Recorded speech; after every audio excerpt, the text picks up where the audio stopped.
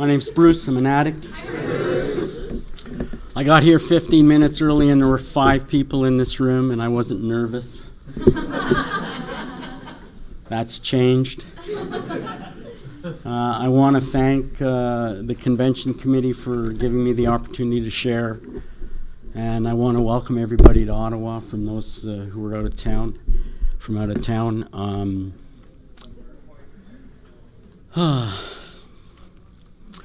The topic is interesting. I'm gonna fill you in a little background about me. I was born in a family with. I had twin brothers. They were a year and a half older than I was. My father was an alcoholic and a functional alcoholic. He'd go to work every day, but when he drank, he became abusive. So I had a lot of fear as a kid. And I always lost because my brothers always teamed up against me. They were a year and a half older than I was. And as it turned out in the neighborhood, most of the kids in the neighborhood were their age, not my age. So I'd follow them around trying to be part of, and I'd get pushed away a lot. And this caused me to be pretty insecure up until I left home at the age of about 18. I was Ricky and Randy's brother. There was no Bruce. Bruce didn't exist. Bruce hid in his shadows. I was an addict long before I ever took my first drug. My first addiction was with food. Had a paper route, and after dinner I would go down to the store and I'd buy a couple of hot dogs, a couple of Joe Louis, a bag of chips, a couple of Cokes, and then I'd find some place to hide. And I crammed that down my throat. So very early on, I learned to find ways to change the way I felt. And I didn't start using drugs till I was about 19 years old, or maybe 18. I was in high school, and for many, many years, I used socially. Every day.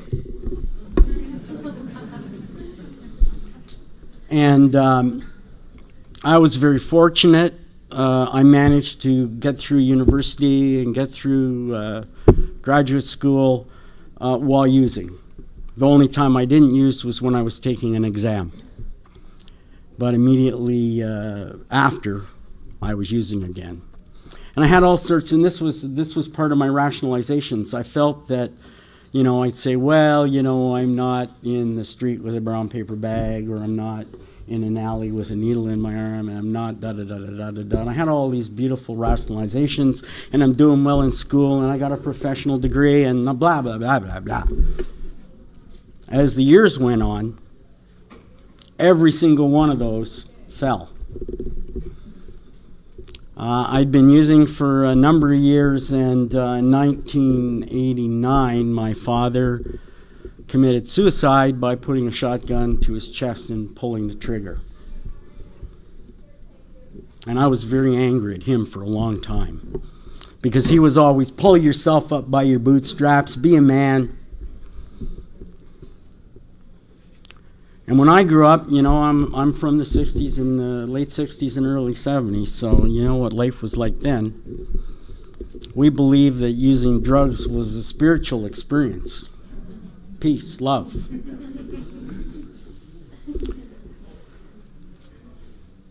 But it soon became my life.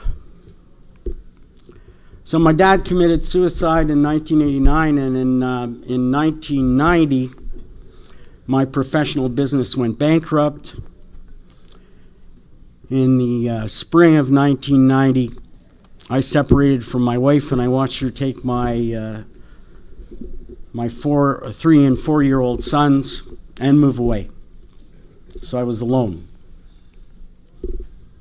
After my business went bankrupt, I made my first trip to Colombia for souvenirs. And before long, I had another addiction, bringing back souvenirs. My brother Randy died in September of 1990 of the HIV virus. My brother Randy was a professor of epidemiology at the University of Toronto. His main area of research was the transmission of the HIV virus amongst the gay population. And he wrote some very important papers on how dangerous that sort of sexual contact was. And I remember going to his funeral. And I met people from all over the world. And I met his graduate students. And they'd all come up to me and they'd tell me how wonderful Randy was. How Randy inspired them to be more than they thought they could be. Other professionals came up to me and told me how wonderful and academic Randy's research was. And how meticulous he was. And what a genius he was. Halfway through the service, I snuck off into the bathroom to use. And I remember,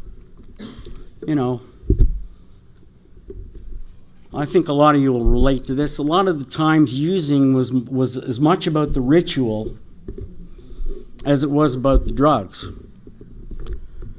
And so I went to the bathroom and I went through my ritual. And I remember looking up, and I was about 12 inches from the mirror. And I looked into that mirror and I said, God, why Randy? Why him? Why not me? Yeah, I had a professional degree, but I wasn't successful. I was too busy using. And that's the point that my using became suicidal. I didn't care anymore. I didn't care if I got caught bringing back souvenirs from Colombia. I didn't care if I died. I didn't care if I was shot. I didn't care about anything.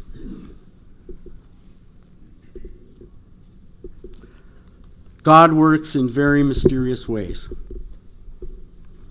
Everything bad that's happened to me in my life, I look back now and I see it as a miracle because it inspired me to change. By the time I got clean, I wasn't answering my phone. I was letting it always go to voicemail. I wasn't working. The souvenirs I was bringing back from Colombia were what was how I was financing my life. So one time I made a trip. Of course, I was many, many $1,000s behind at the time. And I couldn't find any souvenirs to bring back. So I ended up coming back to Canada, not knowing what I was going to do. But 3 days after I came back, I walked out to my mailbox, recovered the mail, and in it was a letter. It was a letter from my professional organization. They told me I hadn't been keeping up my books and records as I was required to do. And if I didn't provide them with a full set of books and records, within 30 days they were going to suspend me. At this point in my life, that was the only little bit of self-esteem that I had left. So later the same day, oh, by the way, most of you know, it used to be called GST. At some point, I'm not exactly sure when, but the federal government decided I was going to become a tax collector. So I would add the tax to every bill, and I'd collect it. I just wouldn't remit it. I wouldn't file the returns. So the phone rang and they said, Mr. C, it's Revenue Canada calling.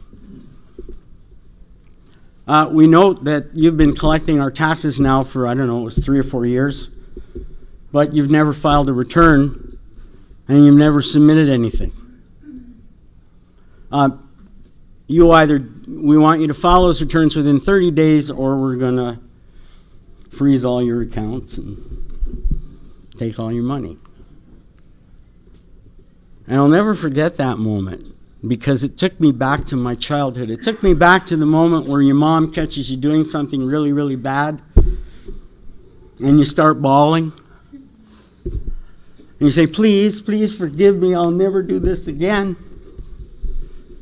And that's what happened to me. I fell to my knees in my kitchen, and I started to cry. I cried like I hadn't cried in years. And I didn't know what I was going to do. What am I going to do? What can I do? I remembered, though, that in my professional journals there was a phone number. And I thought, well, I'm going to call it. And I called it, and I said to this person on the other end of the line, I think I have a drug problem. And they put me in touch with somebody in my profession that I could call. And that person sent me to my first Narcotics Anonymous meeting. And there's some moments in life you never forget, and I'll never forget that moment. I'll never forget the first time I heard who is an addict. These bastards have been following me around.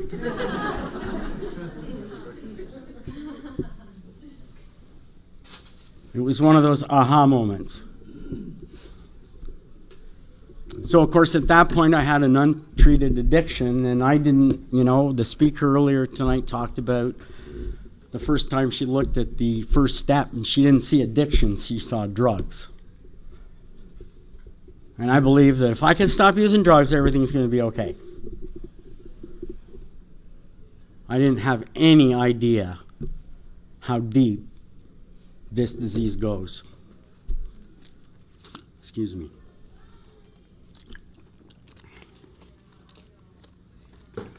So I started going to meetings.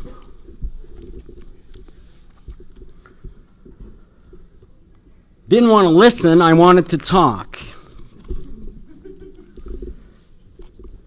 And I wanted to sound good.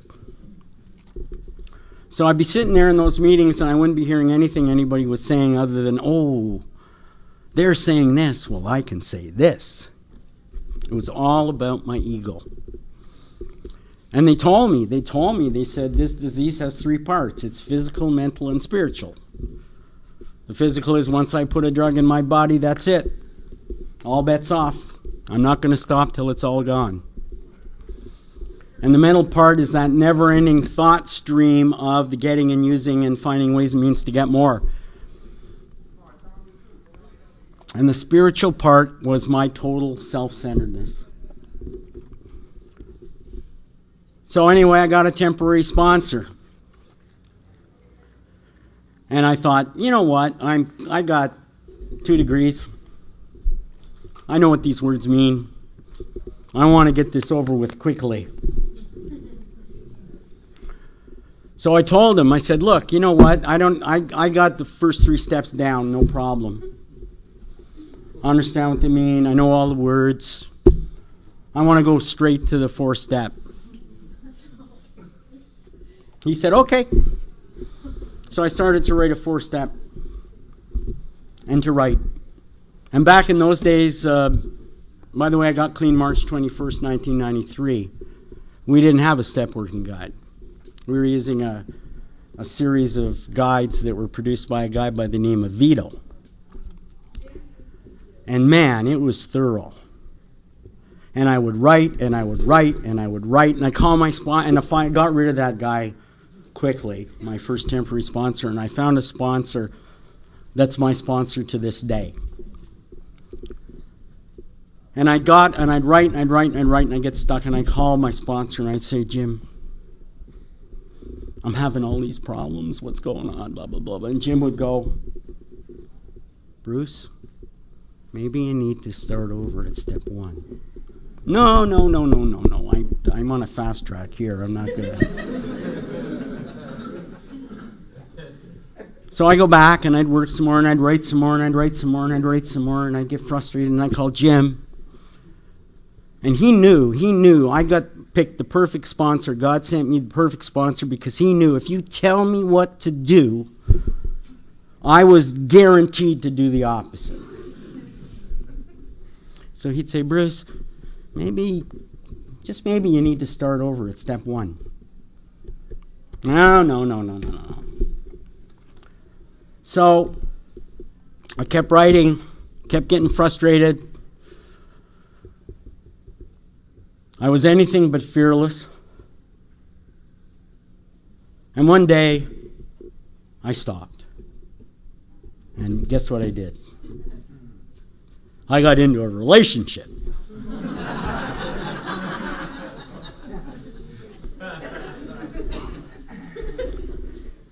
And I have a problem with relationships, and I'll talk to you a little bit more about it later, but when I would get into a relationship, I would try to get into bed as quickly as possible.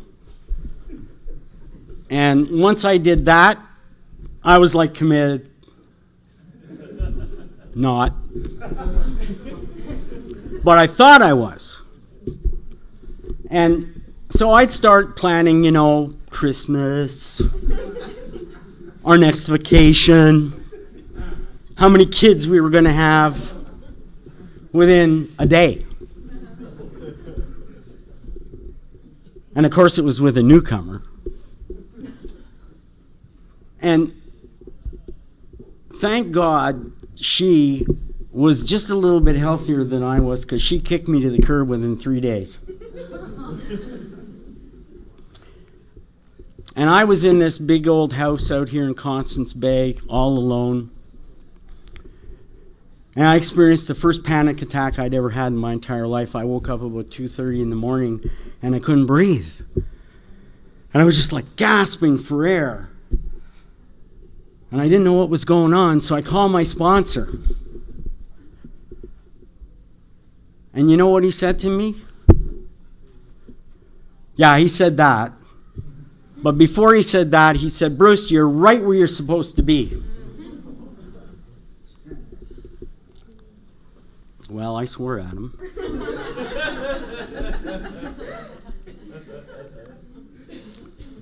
And then he said, Bruce, you're doing better than you're feeling. 2 of the most hated phrases for newcomers in Narcotics Anonymous. So what the heck are you talking about? He says, well, did you use? No. Did you call me? Yeah. You're doing better than you're feeling. And then he said, Bruce, maybe you need to start over at step 1. And finally the light bulb went off. And so I did. I'm going to talk more about steps 4 and 5 than I am about step 1, 2, and 3, but they are the core. Because step 4 says, made a searching and fearless moral inventory of ourselves. Well, I got to tell you, it's not fearless. And if I don't have a God that I can ask for strength, and I can ask to keep me honest, I don't have a prayer. And that was my problem the first time. It was all in my head. So eventually I got to the 4th step again. And made it actually to the 8th step. And got stuck. Went back. Started again at 1. Made it to the 8th step. Got stuck. Went back. Started at 1. And the next time I made it to the 8th step, God put a couple of guys in my group, my support group. And some of you may know one of them, Bill W. He's not the Bill W. But he's a member with a lot of time, and he's in the Ottawa area. And we were sitting there, and he said, Bruce, what's the problem? What are you frightened of? And I said, I'm frightened that I won't be able to make the amends. He said, Bruce, you idiot. You don't have to. Well, of course, being the addict, that put a smile on my face. He said, Bruce, you just have to become willing. And another little light bulb went off, and I finally got past step 8. I became willing. I went home and I did 5 years of back taxes in the next week. Thank God for computer programs. And it wasn't as bad as I thought. It never is, you know. We always make it worse than it is in our heads. At least I do.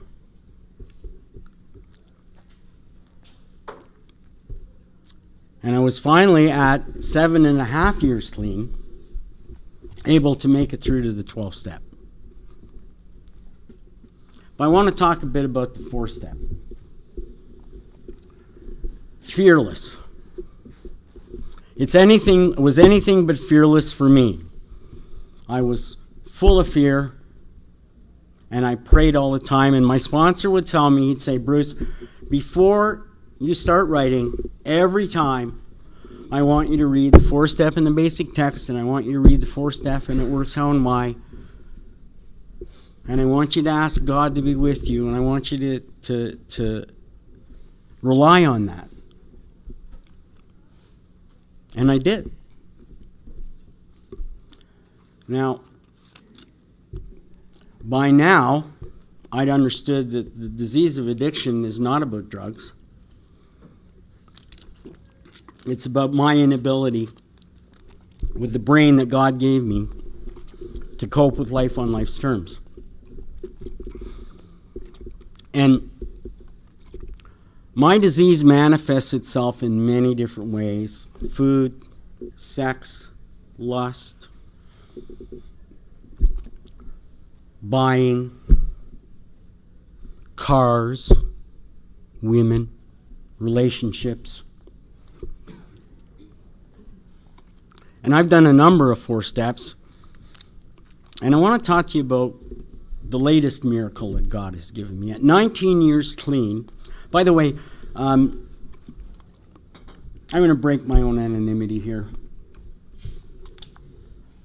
I'm a lawyer, and I got a job with the Crown Attorney's Office. And I was making lots of bucks. And I was doing what I loved.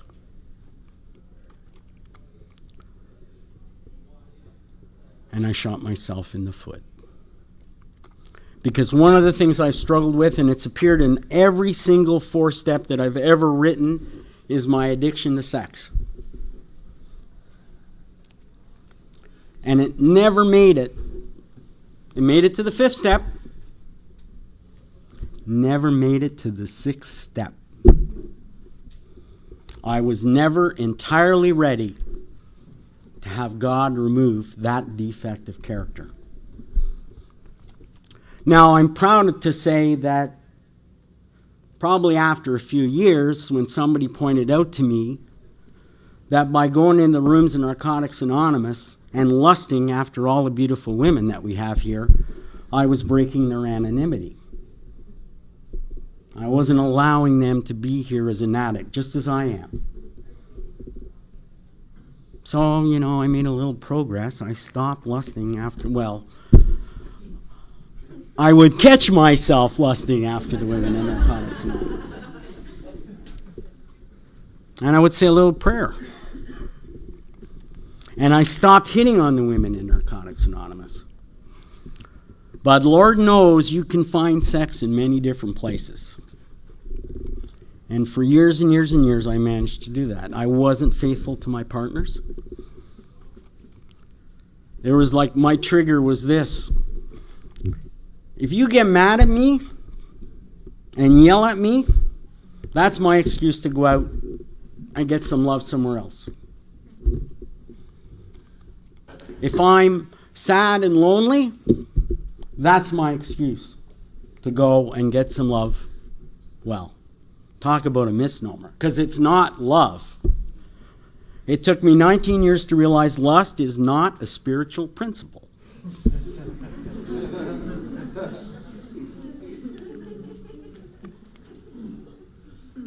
And it's just as much of a drug as the drugs I was using. So yeah, I made progress in recovery. I mean, I lived a lot of ways spiritually. I was involved in service. I was on the H&I committee. I was on the PR committee. I was at the regional level. I did a lot of service in Narcotics Anonymous. I started becoming a respectable member of my community. I started helping other people.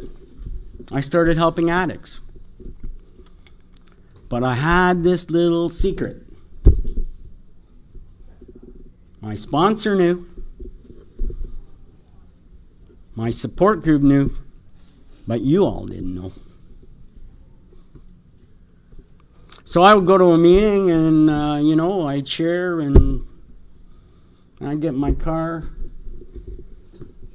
driving down the road, see something on the side of the road I liked, I'd pull over.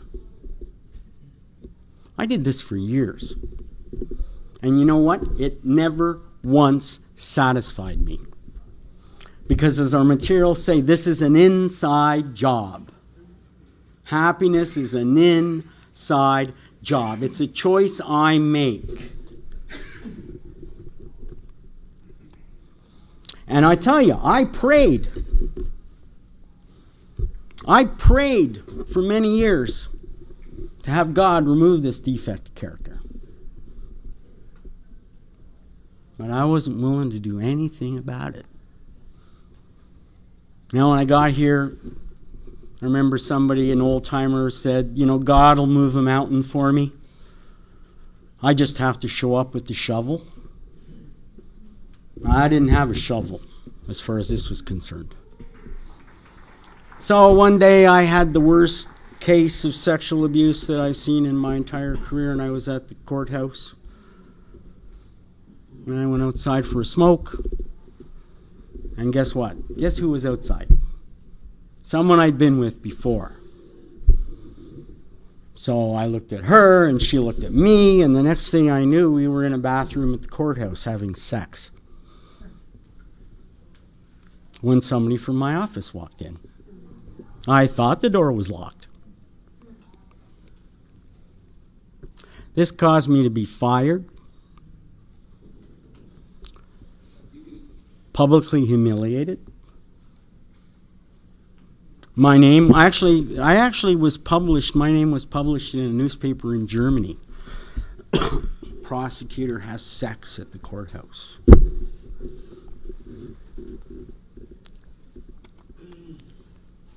My life changed in an instant.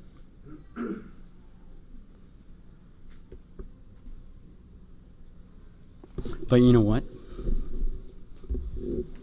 God finally gave me what I was praying for. Okay, if you're not gonna see all the signs I've been giving you, all the opportunities I've been giving you, then I'm going to make sure that you see exactly the nature of this behavior. And I learned about the collateral damage that my behavior caused to all these people that had been in my life. I thought I was a nice guy, and I am a nice guy. But the denial was so great that I chose to ignore it. Well, I couldn't ignore it anymore. Fortunately, I have you guys. And I went to meetings for about the next 3 months, and I shared with 3 or 4 people what had happened to me. Even though everybody knew it, it was in all the papers. But I wouldn't talk about it. Till one day I thought, you know what? I'm not alone. I am not alone. So, I have an opportunity. I have an opportunity to be honest in the rooms of Narcotics Anonymous. I have an opportunity to tell my story and to let you all know how wonderful my life is today. I have received so many blessings from this fellowship. My biggest fear when I got here was that I wouldn't be able to take care of myself when I got to be the age I am now. I'll be 65 in October. I was 42 years old. And I've been so blessed with the gifts that I received in recovery, the opportunities, the gifts. There's no such thing as a coincidence. If you're a newcomer and you're here today, you are experiencing probably the largest miracle of your life. Because it's everybody in this room that taught me how to live. And don't forget the 12 steps and the 12 traditions and service. I fortunately did a lot of right things along my path, even though I made lots of mistakes. And it was because of those right things that I did that slowly my journey is becoming more fulfilling.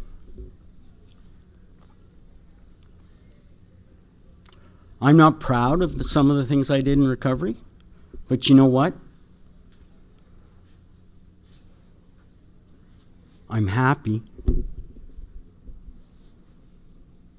that finally I was able to see the impact of my behavior.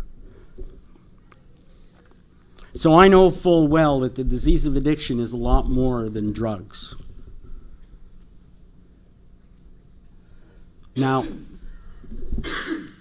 I love the 12th step because it says, having had a spiritual awakening as a result of these steps, we tried to carry the message to addicts and to practice these principles in all our affairs.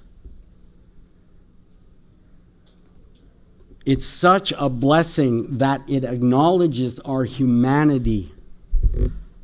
It says try. It acknowledges that we're going to fail.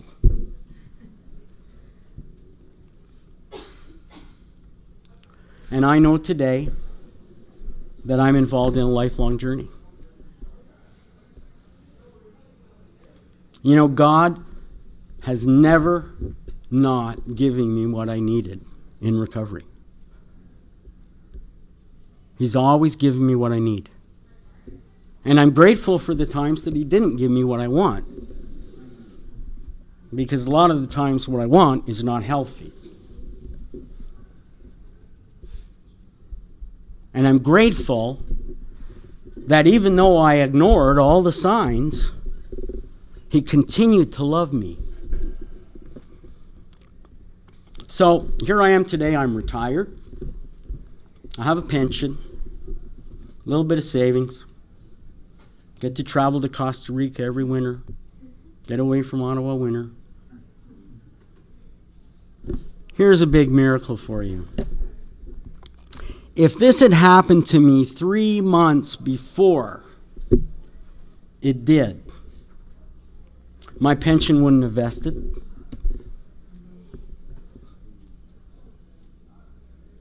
I wouldn't have an income. I wouldn't have health care. I wouldn't have any of this. So, what is God's will for me today? God's will for me today is to be honest. God's will for me today is to continue that inside journey, to continue to fill that hole that I've lived with all my life in my gut, and to never forget that it's an inside job. Now, you can't do this without the 4th and 5th step. To find a new way to live, I have to know who I am. Even when I'm in denial about it. And the only way to do that is by working the 12 steps. So, at the end of the road, albeit sometimes slowly, we do recover. Thank you.